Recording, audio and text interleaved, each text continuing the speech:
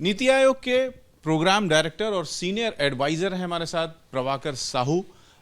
आज एक खास रिपोर्ट पेश की गई है नीति आयोग की ओर से, वो हम आपको दिखा रहे हैं। Trade watch quarterly. सर, ये जो आज आप लोगों ने रिपोर्ट पेश की है नीति आयोग की, ये ट्रेड वॉच पहली बार हुआ है या इसका क्या कॉन्सेप्ट है?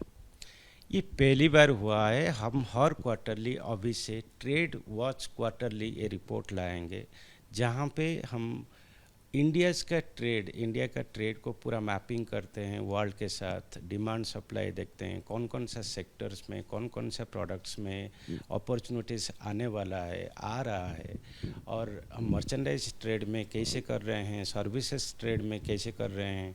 हम यहाँ पे ट्रेड का कंपोजिशन, पैटर्न, ट्रेडिंग पार्टनर्स और जो जियोपॉलिटिकल इशूज, जियोपॉलिटिकल कॉन्फ्लिक्ट्स और जो अनसर्टनिटीज़ के अनसर्टनिटीज हो रहा है और होने वाला है, उसके बारे में भी बात करते हैं।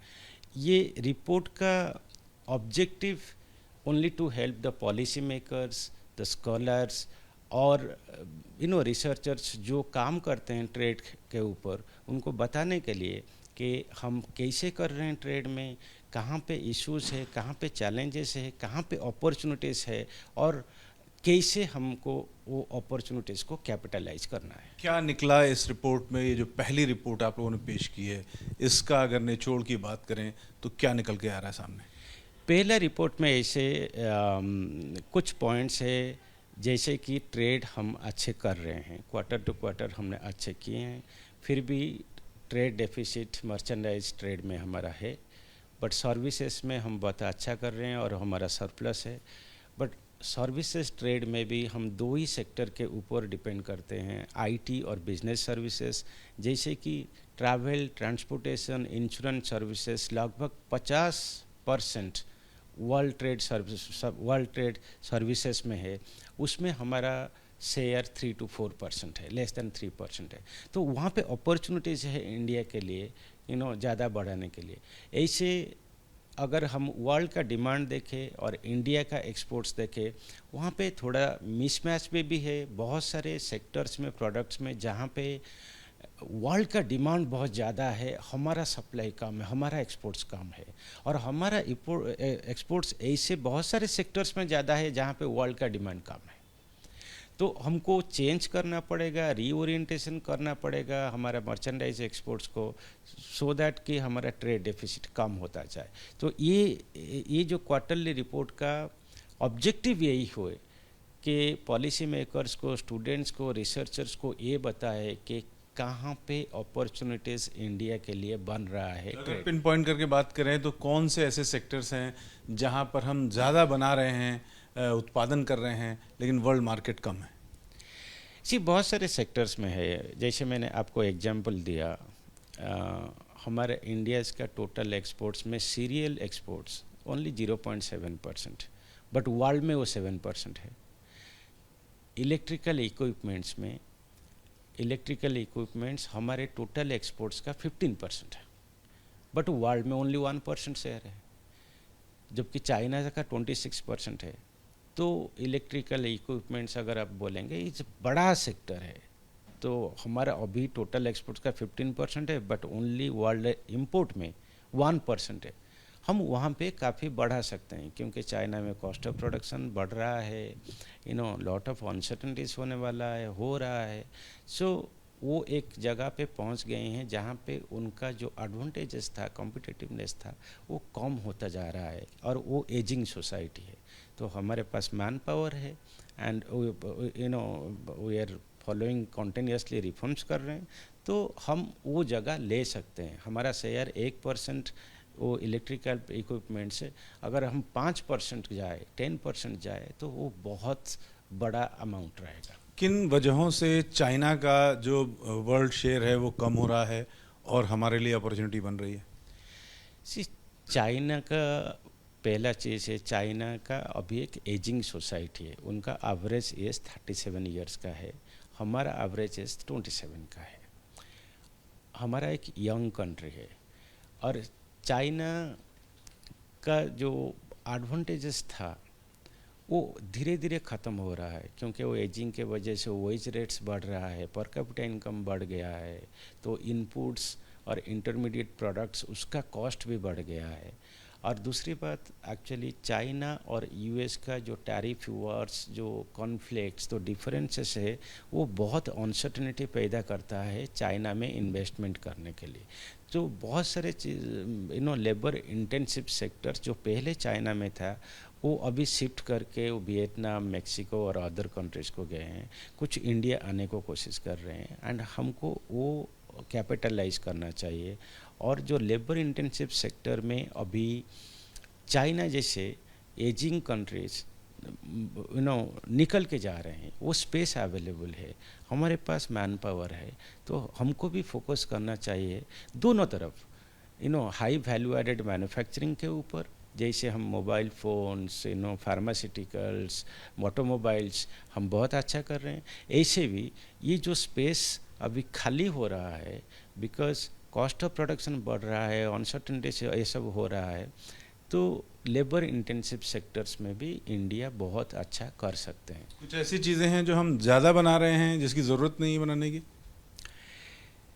ऐसे नहीं है, हम जो फोकस कर रहे हैं कुछ सेक्टर्स में हमारा शेयर काफ़ी है, बट वर्ल्ड का डिमांड कम है। तो जैसे बहुत सारे मैं आपको एक सीरियल का दिया,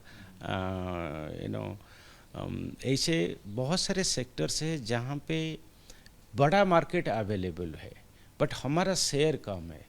तो हमको रीओरिएंटेशन करना चाहिए ट्रेड स्ट्रैटेजी में, एक्सपोर्ट स्ट्रैटेजी में, जैसे कि जो वर्ल्ड का डिमांड हो, हम उस हिसाब से हमारा एक्सपोर्ट पॉलिसी करें, डोमेस्टिक प्रोडक्शन। हमारा अभी सबसे बड़ा ट्रेडिंग पार्टनर कौन सा है? अभी भी यूएसए है, मर्चेंडाइज ट्रेड में भी है और सर्विसेज भी है। तो अगर मोटा मोटा आप लेंगे तो नॉर्थ अमेरिका, उसके बाद यूरोपियन कंट्रीज और एशियन कंट्रीज के साथ भी हमारा ट्रेड बढ़ रहा है। प्रेसिडेंट ट्रम्प के आने से हमारी स्थिति क्या हुई है? बेहतर हुई है? ट्रम्प आने से मुझे लगता है हमारे लिए बेनिफिशियल है, क्योंकि जो अनसर्टेनिटीज़ चाइना के साथ होगा, चाइनीज़ मार्केट में होगा, फॉरेन इन्वेस्टर्स जो चाइना में इन्वेस्ट किए हैं और करना चाहते हैं उनके लिए होगा।